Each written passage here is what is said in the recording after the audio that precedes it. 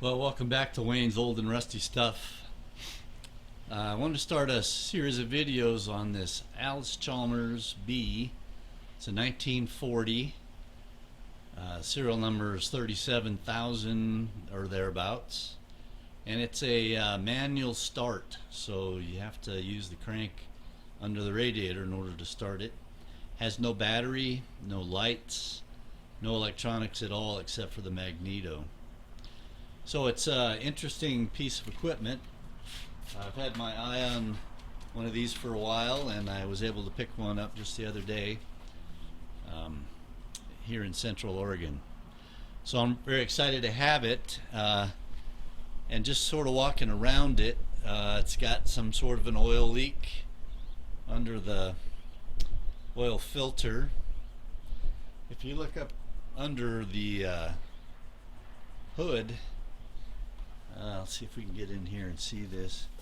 The head is really grody and has lots of grease and oil and dirt caked on it. And I think what's going on here is this engine has a overhead cam, and therefore it has a valve cover on top of the head.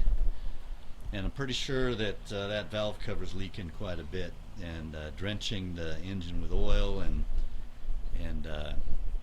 that's where the oil leaks are coming from, and that's also where all that grime is coming from.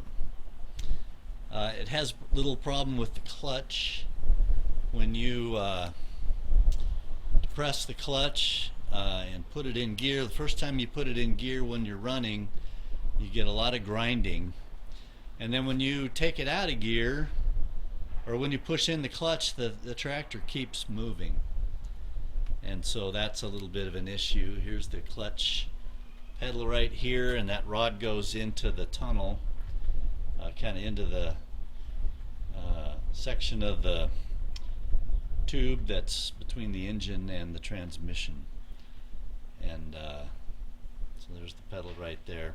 So there's some sort of adjustment that needs to be made. Interestingly enough, the inspection hole underneath the bell housing has no cover on it.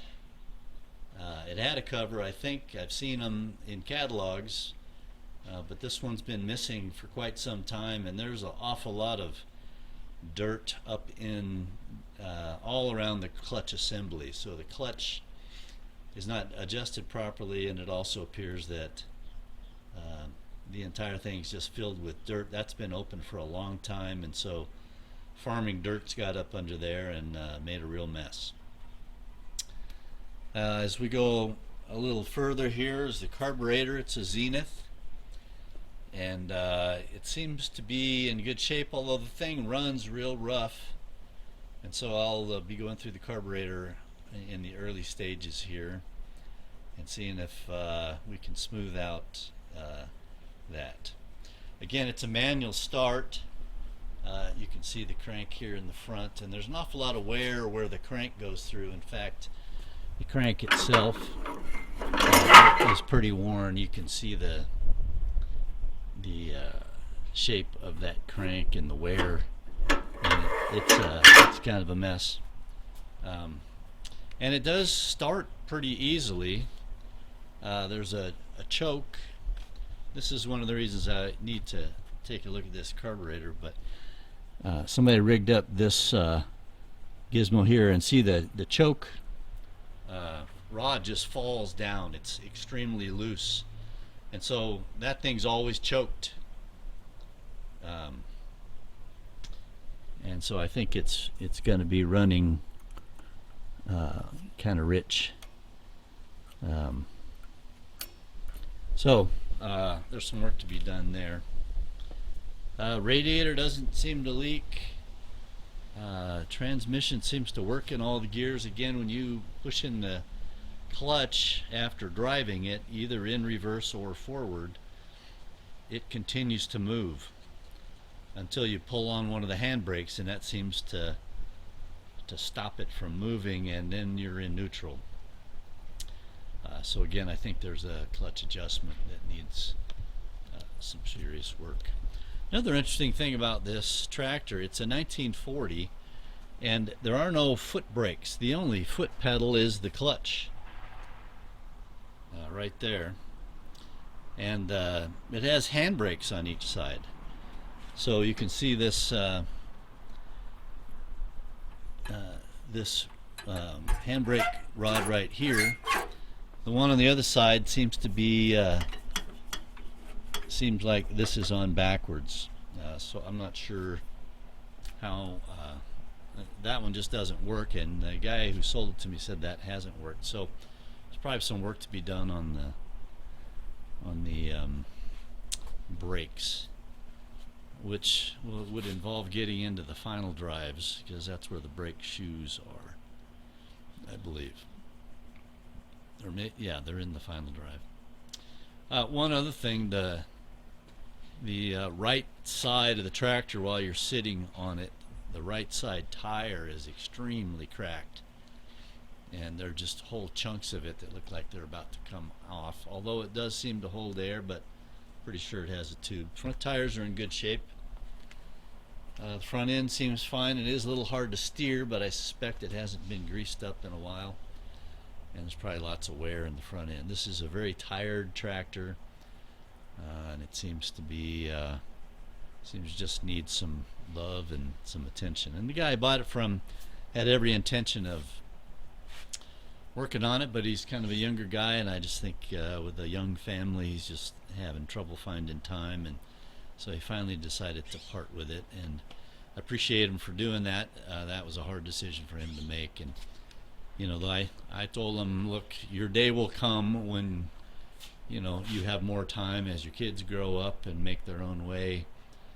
You might have some time to put into a project like this, and I totally understand how hard it is to get after a project like this when you have a young family. I bought a couple of my tractors to start with later in life, just a few years before I retired, knowing that I would have some time to work on them, and so I sort of pre-stocked a couple of projects, and I'm sure that he'll do that too, and kind of hit the ground running when the time's right. A couple of the things. There's a oil pressure gauge right there. It's kind of hard to see because of the sun. Right under the oil filter, and that gauge only it vibrates a lot. This whole tractor vibrates a lot when it's running, but that gauge never gets up into the normal range. It's always just off the peg on the left, and the thing twitches all the time. So I don't know if that means there's trouble in the engine with the oil pump or the passageways that deliver oil around the engine. That's kind of what's being measured there, is the pressure in there in that system. But it's a little concerning that the oil pressure doesn't seem to be registering. And again, it could just be the device itself. I'm not sure. Also, I noticed, and I didn't realize this, but this tractor has a PTO on it right in the center at the tail end of the tunnel behind the transmission. So there's a PTO spline that is activated by a device on the right over there. But there's also a pulley which is 90 degrees from the spline, which is really nice. That's a pulley that you could run a thresher with or some other device. So this tractor can be used in a stationary manner and run things off the back end of it. Also has, to the right of the spline there on the PTO, it has a hydraulic pump, a small pump, and there's a hydraulic piston there on the right underneath the seat that operates a device that lowers and that can move instruments around, or implements. So I have no idea how it works exactly.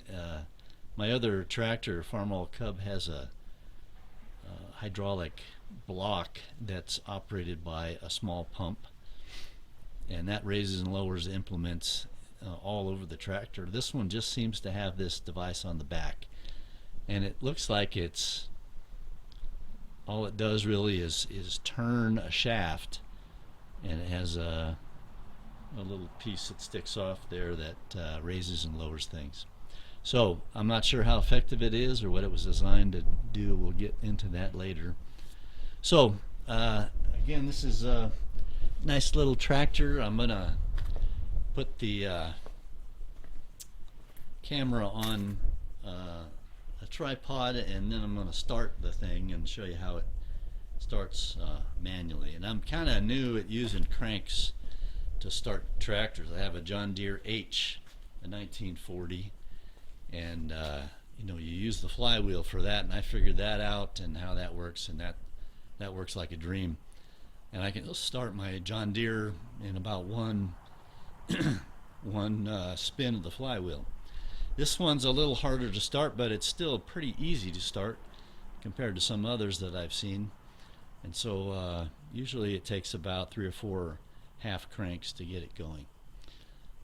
And it's a loud tractor. It makes a lot of noise, and I don't know if that's typical or if it's just this one's so worn out that, you know, it's got bearings, or well, who knows what's going on inside. Seems to drive fine and start fine and runs, you know, pretty okay for its age. So that's about it. Let me move the camera around. I'll see if we can't get this thing started and you can hear it run. Okay, I think we're all set up here to start this. I'm going to make sure it's in neutral. Going to increase the throttle to about 2/3. I'm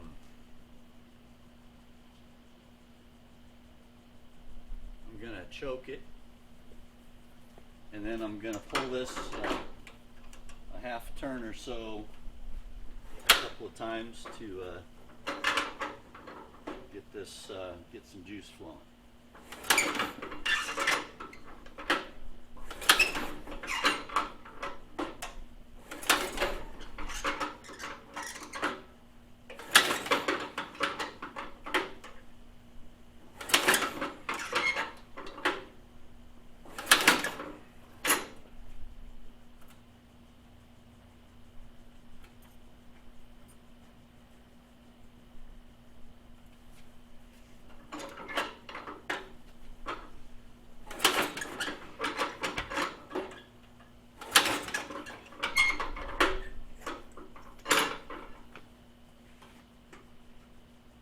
Got to turn the gas on.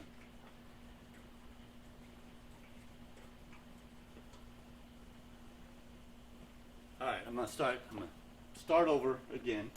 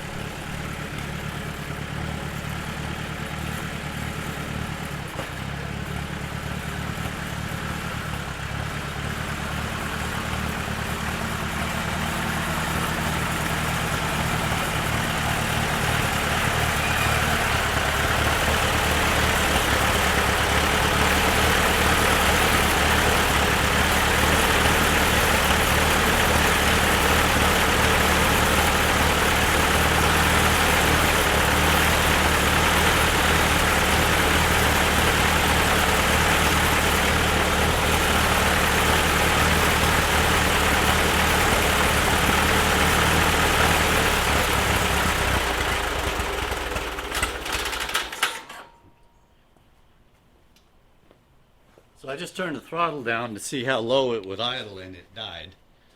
But there is an off switch, and that's kind of neat because my John Deere has no off switch, but this has a button. Now this little white button right here on the magneto is a kill switch, and that works great. So that shorts out the magneto and turns the thing off. So it's a very nice, a lot better than you know, putting the choke on and flooding it and all that. So it's very nice, that little feature. All right, well that's it. I'm going to start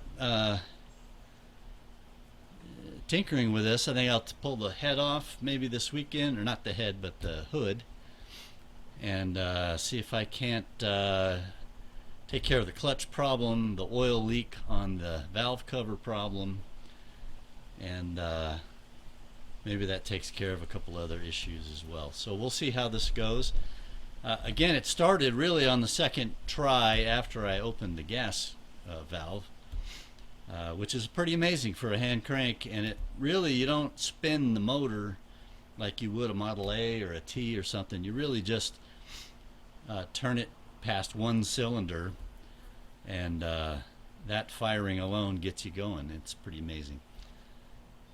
So very happy to have this machine. Again, the Model B is the smaller version. Allis Chalmers made a number of tractors, and a bunch of them are a lot bigger than this one. This one is bigger than I thought. I mean, it's bigger than the Farmall Cub. It's not much longer, but it's a lot taller, and I'm sure the engine's much more powerful than the Cub. The Cub has a very small engine. Anyway, there you go. Allis Chalmers Model B, a 1940, and you'll be seeing this tractor around in some of the projects that I get going on here later this summer and perhaps this fall. Talk to you later.